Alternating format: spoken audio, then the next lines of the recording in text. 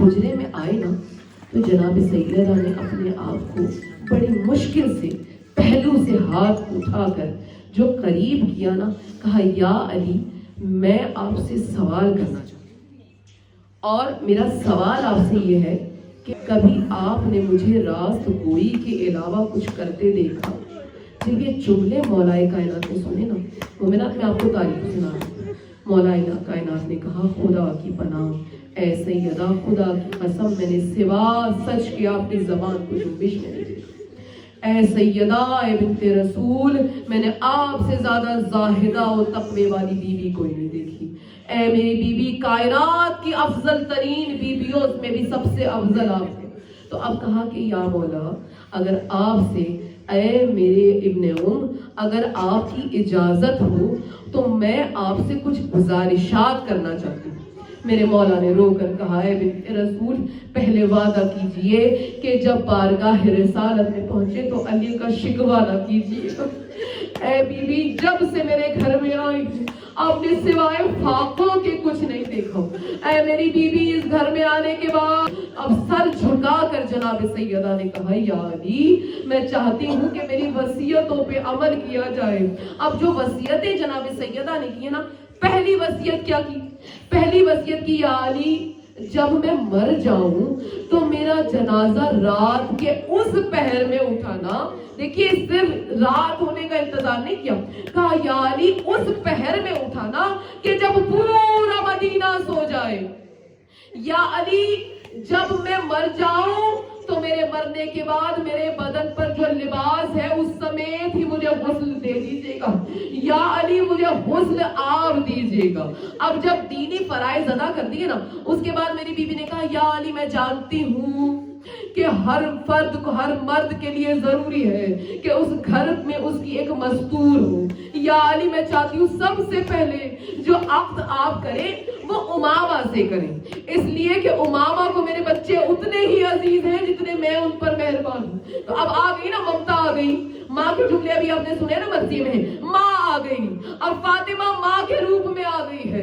کہا بھائی آقا مولا امامہ سے عقد کریے گا، اس لیے کہ جب کوئی دوسری عورت آ جائے تو وہ بچوں پر اتنی شفیق نہیں ہوتی جتنی ماں ہوتی ہے، لیکن امامہ میرے بچوں پر بڑی شفیق ہے۔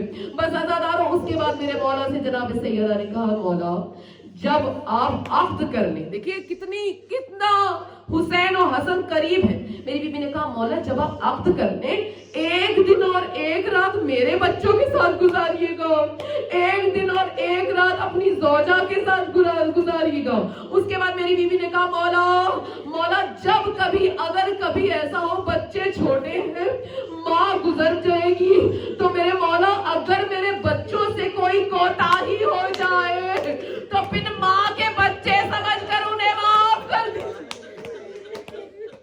اس کے بعد میری بیوی نے کہا مولا خصوصاً میرے حسین کا خیال رکھنا، اے میرے مولا آنے والی ہر بیوی سے کہنا میرے لاڈلے کو بڑے نازوں سے میں نے پالا ہے، مولا میرے حسین کے بڑے ناز اٹھانا، مولا جب بھی کبھی سفر پہ جانا میرے حسین کے ناز اٹھانا، میرے حسین کو گرمی اور دھوپ سے بچانا۔ مولا وصیت آپ کو بھی کی ہے، اپنی بیٹی کو بھی کی ہے، مولا جب میں نہ رہوں بار بار حسین کو راتوں کے پیر میں پانی کا پوچھتے رہنا، مولا میرے حسین پر خصوصی شفقت رکھنا۔ اس کے بعد تاریخ نے لکھا ہے جناب سیدہ رونے لگی، تو جب رونے لگی مولائے کائنات نے پوچھا کہ اے بنت رسول رو کس لیے رہی ہے؟ رو کر کہا یا علی میرے پاس جو آپ پر ظلم ہو گئے ان ظلموں کو یاد کر کر کے فاطمہ رو رہی ہے، یا علی میں آپ کا حق نہ دلا سکی، یا علی میں تمہیں تخت خلافت پر نہ دیکھ سکی، یا علی اگر کوئی کوتاہی ہوئی ہو تو درگزر کیجیے گا۔ بس عزادارو اس کے بعد جناب سیدہ نے عجیب کام کیا۔ تاریخ نے لکھا ہے کہ جناب سیدہ نے اٹھی اور اٹھ کر غسل انجام دیا۔ غسل انجام دینے کے بعد میری بیوی نے نیا لباس پہنا۔ لباس کیوں پہنا اس کی اور تو کوئی توجہ نہیں سمجھ آتی، مگر بہار الانوار میں کہتے ہیں علامہ مجلسی جو ہمارے دل کے قریب بات ہے وہ یہ ہے کہ میری بیوی کی اتنے زخم تھے بدن پر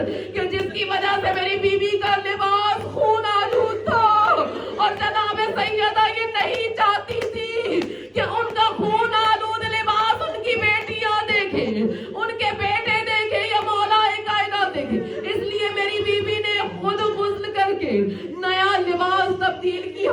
तब्दील करने के बाद जनाब सैयदा ने उम्मे सलमा से कहा कि ए अम्मा, अगर वो हुनूद करीब है तो ले आइए।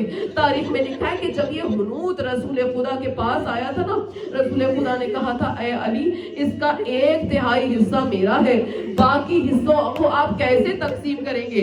कहा ए आका मौला ए सरकार, आप जा रहे हैं, आप हुक्म देकर जाइए। कहा ए अली, तुमसे पहले मेरी अपनी बेटी से मुलाकात होगी, जो बाकी रह जाए उसके 2 हिस्से कर देना।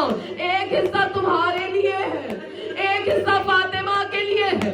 अब जब मेरी बीबी को याद आया ना, कहा उम्मे सलमा, वो हुनूद का सामान लाया जाए। बस आजादारों बीबी ने हुक्म दिया, अपनी कनीजों को कहा कि देखो मेरी चटाई को हुजरे के दरमियान में बिछा दो।